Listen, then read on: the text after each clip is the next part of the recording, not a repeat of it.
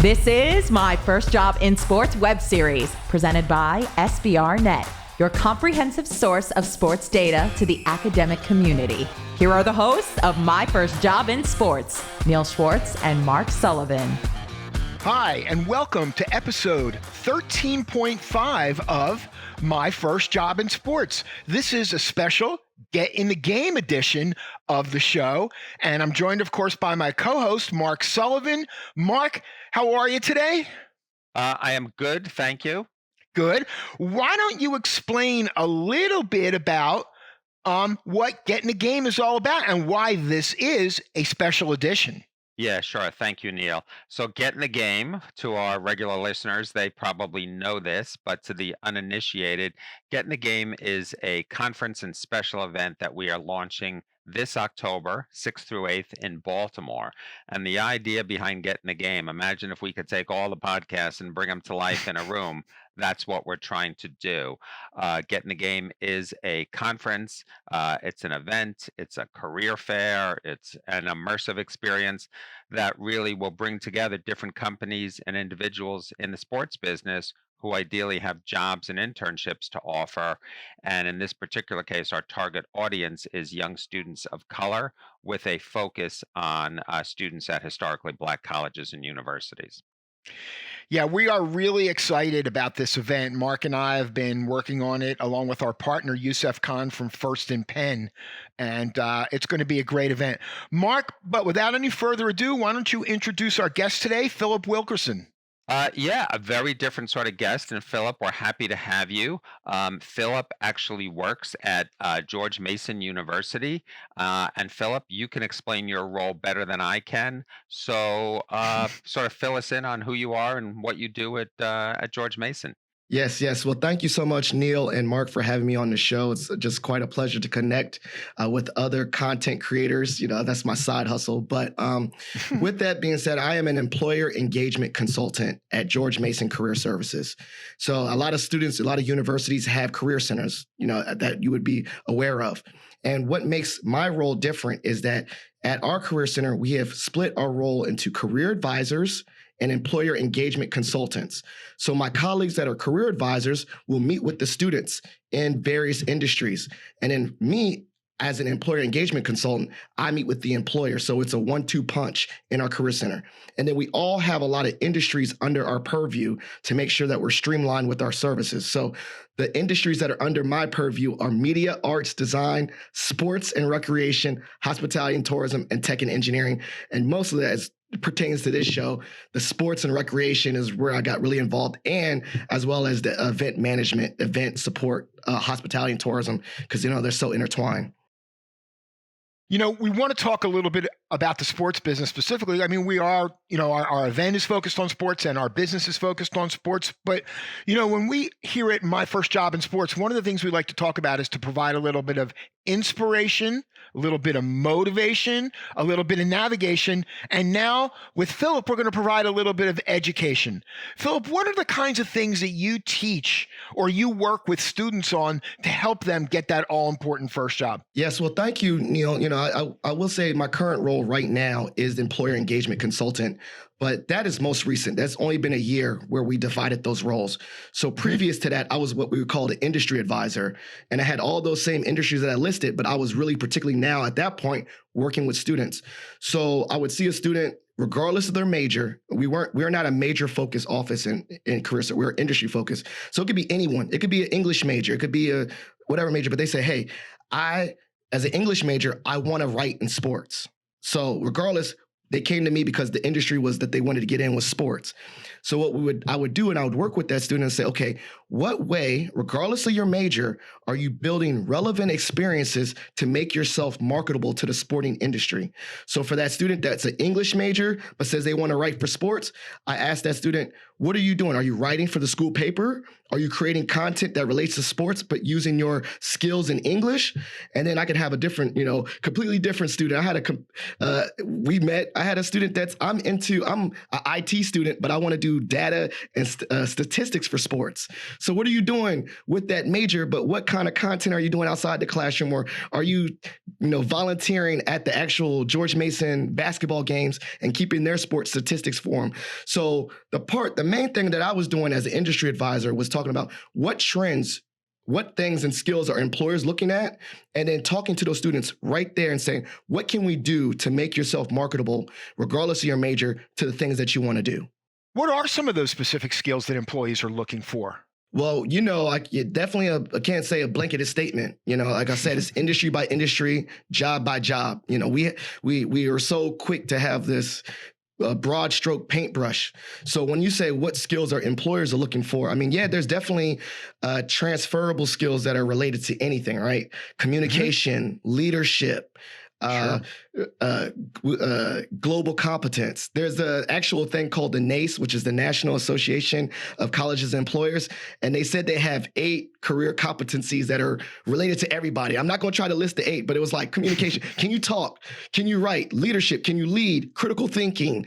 There's those ones. And then after those broad stroke skills that employers are looking for, definitely industry by industry, job by job. And I gave you a quick example. Like if you want to be in the content creation aspect of sports and video, well, you definitely need to know how to do Final Cut Pro and editing and all those things. If you want to get into the finances of business, well, you need to know how to do a ledger and keep a book or a budget, right? So when you say what are employers looking for, you have to be very, very specific to like, what does the job want? Look at that job description and really look for those keywords and skills that are pulled out of that to say what they're looking for. Because honestly, a job description or a job post, I tell people it's a rubric. Basically, if you're going to write a paper, you write a paper with a rubric and, for this paper, I want you to do this, and this, prove your argument. Well, job posting is basically a rubric. It says, we want this, and this. When you create a resume or cover letter, are you hitting that rubric?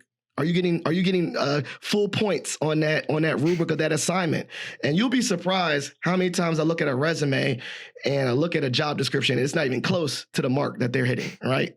Or so that's kind of a roundabout answer for skills that employers are looking for. Yeah, Philip, that is a great answer. A lot of good, valuable information in there. So Neil and I deal 365 days a year with students who want to get into the sports business. And I'd say without fail, their opening line is almost, I love sports. I love sports so much. I love the Washington Nationals. I love the Dallas Cowboys. Why? What do you think of that? And when a student comes into your office and says, I want to work in sports, I love the Baltimore Ravens. I go to every game. I watch every game.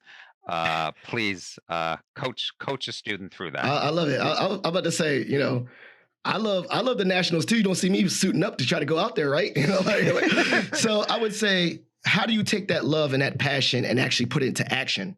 That's what I would tell a student, right? Like if you really love something, right? Instead of just being a bystander and sitting on the sidelines, I love this sports analogy. What are you doing to get reps, right? I talked to a gentleman a long time ago, my mentor, and I told him one time I wanted to be a better public speaker. And he was like, get reps in. And I said, what does that mean? He says, find opportunities to get in front of people and talk over and over and over again. So if someone says, I love sports, I love the Washington Nationals, I would also explore and say, okay, you love sports, you love the Nationals. What part of sports do you like, right? Do you like marketing? Do you like, the deals? Do you like the money part? Whatever you like. We explore that part, a little bit of exploration, right? But then I would say, okay, now that I know that you like the money part or this, what are you doing day to day to get reps in? What are you doing day to day to get the skills that would be relevant to that insert sport industry? So the student says, oh, I love sports and I would love to write about it one day. I'm like, why are you waiting till one day? Why don't you start a blog, like a student blog? Or, like I said, again, go to the student paper and write, a op-ed for them about what's going on at Mason basketball or even the Nationals because we're in a DMV at Mason, right? And then get reps in and get feedback, get better, hone those skills, and you could take that love and passion and put into action. Wow. Hey, that's bars right there. I didn't know that's a poster. That's golden. That's gold. Oh, we can cut this podcast off right now. Put that in the quotables. Thank you so much for your time. That's crazy. Philip, I know you really believe in the mentor-mentee relationship, and in fact, we spoke to one of the mentees, I guess is the word, Jordan McGrigg from the New York Jets, and he sang your praises in terms of being a mentor. Tell us a little bit about the mentor-mentee relationship and how important it is to try to find a mentor and somebody that you can really use to help you advance your career and get that all important first job. Well, a while ago, it dawned on me, like a light bulb went off, that I may be unique in my DNA, right? I'm the only Philip Wilkerson in my life, right? Right. But I'm not the only person that has lived this path, right? And so I found a long time ago that the greatest resource on this world is people.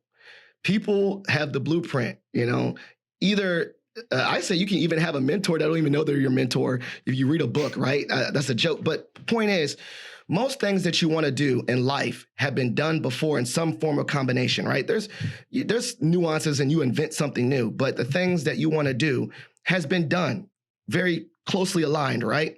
And so what I learned early on is that if I had questions and I had thoughts about where I want to go, I could visibly look at someone else and follow their trajectory, whether they knew it or not. But then I found that I'm an outgoing person, and it's probably even better to actually reach out and talk to that person rather than just assume, So I realized that connecting with people and asking them questions about their journey and getting guidance has been the greatest thing since sliced bread for me, professionally, as an individual. And so, I listened to your podcast, right? And one of the things I say was like, if you listen to someone's podcast and you like them, reach out to that person that was a guest, which I've done on LinkedIn, and said, I really like what you said about this on the sports podcast. I would love to follow up with you and have 15 to 20 minutes of your time to just ask questions about where you went. No agenda. No, I'm trying to get a job. I'm trying to get over on. I'm just trying to learn because I realize learning from people has really helped. And so mentorship for me is learning from people, not taking from people, not getting over on people, not some Machiavellian, take over the world thing. It's just my sense of people are a resource and they're a great tool for learning. And then as I become a mentor, I feel like because people have guided me so much, it's natural. It's like, well, then I just have to pay it forward, right? Like it's what it is. So I love paying it forward personally. I wish somebody, when I was looking for a job would have kind of done the things that I do when students get in touch with me. As Mark said, we talk to students and we work with students in over 260 schools worldwide. And, so many times after I'm done speaking, a student will reach out to me, a little flattery doesn't hurt. Yes, of course. But it definitely does, but it gets my attention and they'll ask me, hey, can you take a look at this presentation I did, or take a look at this analysis that I did, tell me what you think, give me your honest opinion. And you know what? I'll do it every time. Yeah. And that's it. Exactly. When that student did that and when they asked for your opinion, they did not say, here, take a look at my thing. You got a job for me. No. It was more like, I believe that Neil has guidance and expertise in something. And if he has time and he's available, I would love to just ask him questions. And the worst case scenario is that you can say, Neil, no, thank you, or I'm busy. But most times you say with a little bit of flattery and a little bit of just deference and respect, most people will give you a time. They'll give you 5 to 10 minutes. Sure. I usually say go at it with can I have 10 to 15 minutes of your time for a quick conversation? If you do it about that way and very authentic. And I like to say 2 things, go at it, go about finding a mentor with 2 things in mind. And I said this yesterday, I did a presentation on networking. Go at it with authenticity and intentionality. So authenticity is being myself. I'm being authentic. I admire what you do. That's not fake. That's not kissing butt. That's really authentic. I read an article, I listened to a podcast, I like what you're saying. That's authentic. I respect what you're doing. That's authentic. Also, what my intentions are, I'm interested in sports. That's authentic. And then intentional. What I like to learn from you is X, Y, and Z, or what I like your advice on is X, Y, and Z. So when you come at it with those 2 things, most times people think you're on it, right? They think, wow, this person is respectful and this person is coming to it with a good mindset and this person knows what they want and they're not wasting my time. So definitely, you said it out what it was. Yeah, take a look at this PowerPoint.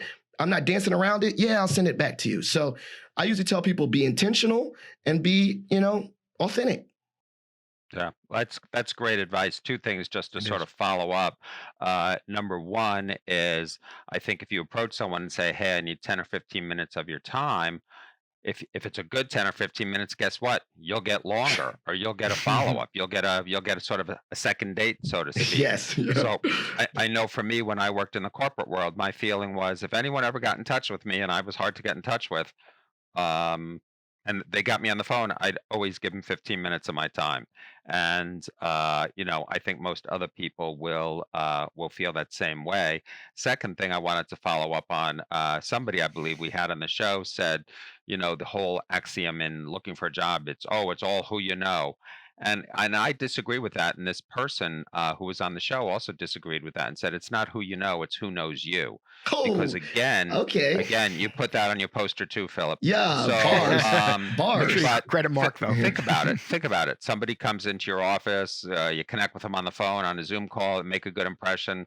3 months later, 6 months later, you get a call from the Ravens, or you get a call from the New York Mets and say, "Hey, we're looking for interns. We're looking for this." And you're like, "Oh my, who'd be great for this? That kid, Tom, or that woman, Yes. Kristen, who I spoke to 6 months ago. I have her resume. Let me get in touch with her. Let me send it over." So I think sort of building your network. It's not always about closing the job on the first date. It's about getting people to know you, know where you want to go, and if they can help lead you down that path in the future, then they will be happy to do so.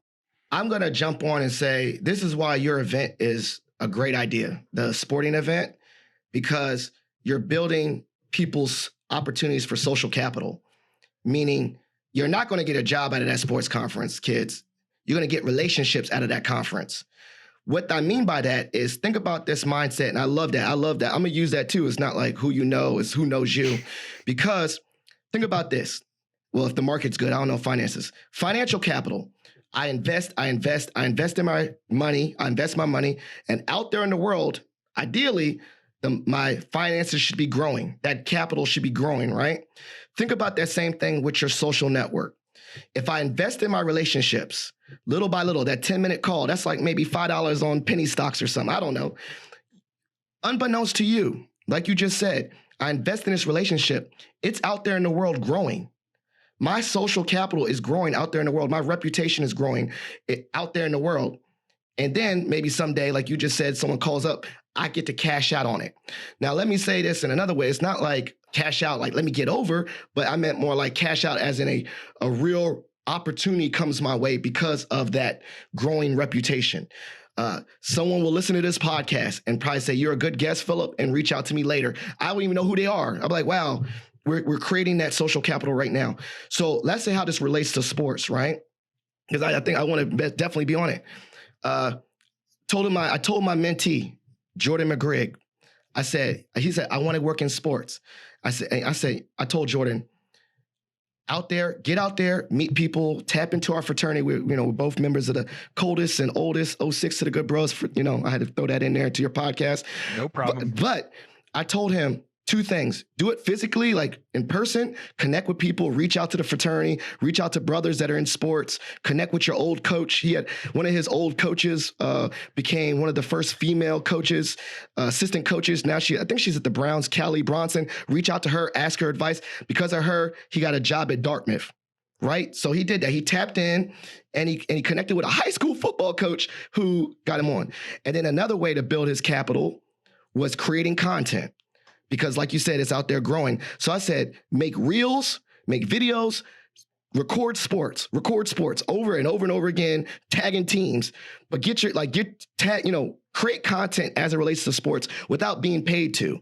Like, make a reel, make a highlight tape or something like that. And thus, boom, both of those opportunities were things that came to him, not necessarily he had to apply.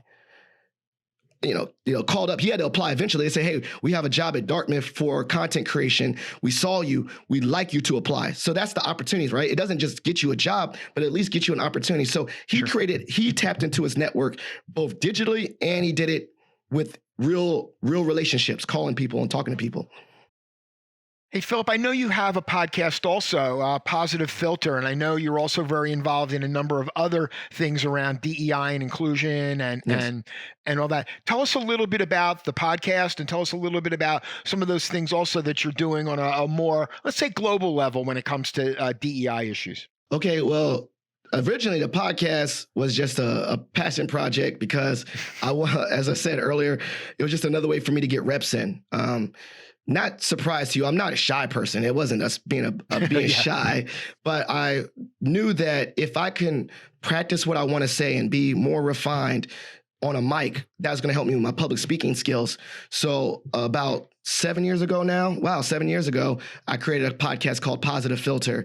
And just like everything else in life, I didn't want to do it by myself. I realized me talking on a podcast by myself was boring. So let me just tap into my network and have all my family and friends and people be guests. And then I started inviting employers and different people that I looked up to have guests. So that's the podcast.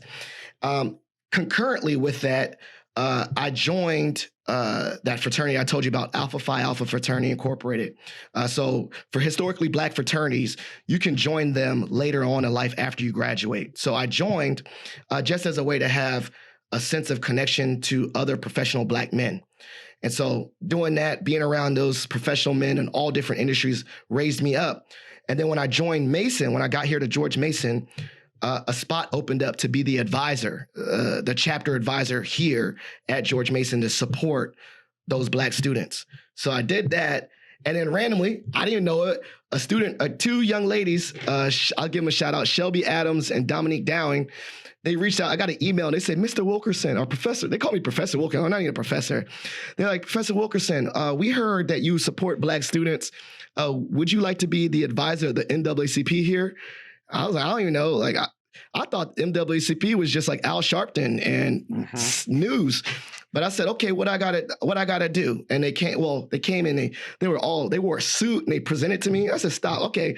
The fact that y'all being this serious, I'm not gonna say no. And then doing that, supporting those students has really changed my life, honestly. After that, I got my own membership card to the NAACP. I started getting active in my community. I started getting involved in the Fairfax County community NAACP and things that are related to, mainly like social justice, voting rights. That's a big thing for me. And the Alphas, we really care about voter equity, nonpartisan voter equity, but like we call it a voteless people is a hopeless people. And so just being involved in these different aspects of the community has increased my need for supporting Black and brown students. And it's also, it fills me up. It was something I wish I would have got involved in college, honestly. The message I'm getting from this is get involved. Yeah. Get involved in associations, get involved in fraternal organizations, get involved in associations that are related to things that you want to do, believe in, and that you can get behind because, that's what's really going to drive, everybody talks about, if you love something, it's never going to feel like a job. It's going to, you're going to relate to it. I mean, I know, Mark and I talk about this all the time. I mean, Mark and I bought this company, SBRnet, 2 years ago, and I love it. And to me, good days, bad days, never feels like a job to me. And, look, Mark and I are no spring chickens anymore. Well, one of the things I was going to add to that, and just real quick, because I love Mark, is that also going into organizations and communities is a segue to your career. And what I mean by that, it's nonlinear, but being involved in Alpha and NAACP, I will connect with people in sports, right? Yeah. So things that are in your community too, and things that build communities around you, Toastmasters, any formalized association, parents, working parents group, whatever, is a great way to find another side way to find an embedded network. So I would always encourage students too. That's the one thing I would tell students is don't always think linear that maybe join a sports management society, but also do other things that you're passionate about. And you can, I will guarantee you will find people that are passionate about those things career-wise too. It's just the way of the world, connections that way. But yes, Mark, I'm sorry. Yeah, no, I wasn't interrupting you. I was getting ready to interrupt Neil, but or stop him. It was a preventive interruption strike. But anyway, your point about networking is a good one. And Neil and I, we are not spring chickens. We've been around the business for a while. Chances are, if you wanted to talk to somebody at a different organization, if Neil and I don't know somebody there, we can usually get to them through our network. Like, hey, I need to talk to the DEI person at Nike. Can you get me there? And typically somebody can. So I think that's one thing very important about networking. Philip, what do you find about the sports industry as far as being a fertile ground for people looking to get that first job? I mean, it's a wonderful. Mark and I have, between the two of us, we've got over 50 years of experience in the sports industry doing a number of different things. But, what are you finding as you are, helping people, whether it's in a job situation or just, general advice situation? Well, that's interesting. Like as an industry advisor, like in that industry role, part of my role was also to connect. When I was an industry advisor, I still had to tap into sports too, like as the employee relations, and then work with students. But now I'm just doing it. So for instance, like I'm wearing the Nationals on my head. I'm connecting with them and saying, "Hey, what opportunities do you have?" Sorry, Mark. I know.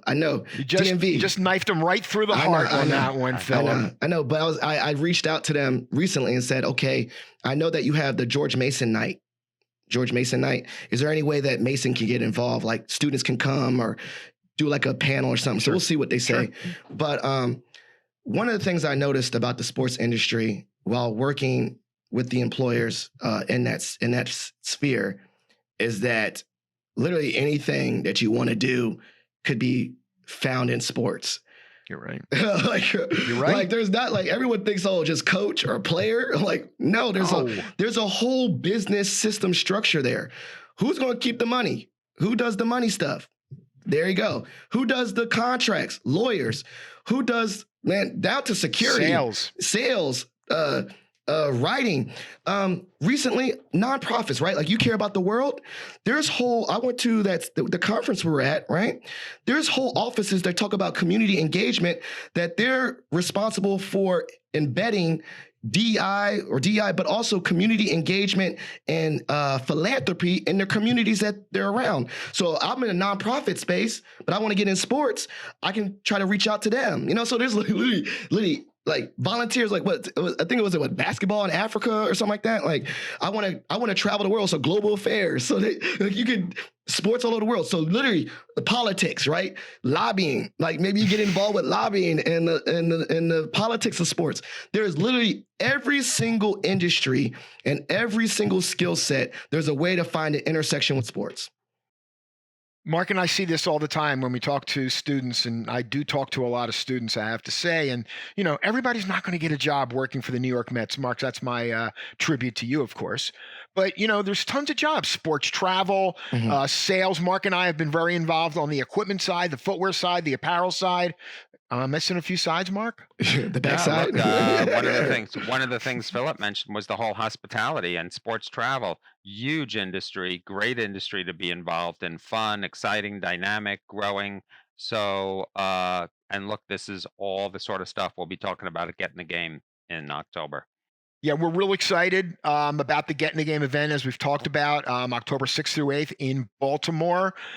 Philip, I hope we're going to see you at the Get in the Game event. I'm looking forward to meeting you in person. I know Mark and I have enjoyed this conversation. We appreciate you coming on episode 13 and a half of My First Job in Sports. Again, we're calling it the Get in the Game special edition. Philip, thank you so much for coming on today. This is a pleasure. I'm really smiling ear to ear and just hitting everything. And, I know this is ahead of time, but I just want to say, like, the people that I'm so proud of, the students at George Mason, the ones that I've gotten a chance to work with and have explored careers in sports, and just looking forward to seeing where they go. And I'll sing his flowers now. So proud of Jordan McGrigg, just as a student, seeing where he came and what he's done. It's just like I said, it takes time. It's not instant, like a lot of you gentlemen said. But if the passion is there, what do we say? I can't remember the line. Something about passion and action or something. Whatever. Just passion equals action. So keep at it, kids and young people and sports enthusiasts. You'll get there eventually.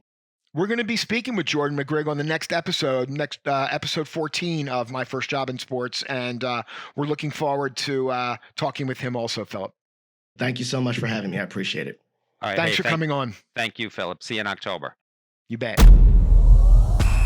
Thank you for tuning in to this edition of My First Job in Sports, presented by SBR.net. You can check out the video version on the SBR.net Video Corner on YouTube. You can also catch the audio version on all major podcast platforms. Just search for My First Job in Sports. My First Job in Sports is produced by Brad Mabey. You can connect with us on all social media platforms, including Twitter, Instagram, and LinkedIn, or check us out at sbrnet.com. Thank you for tuning in.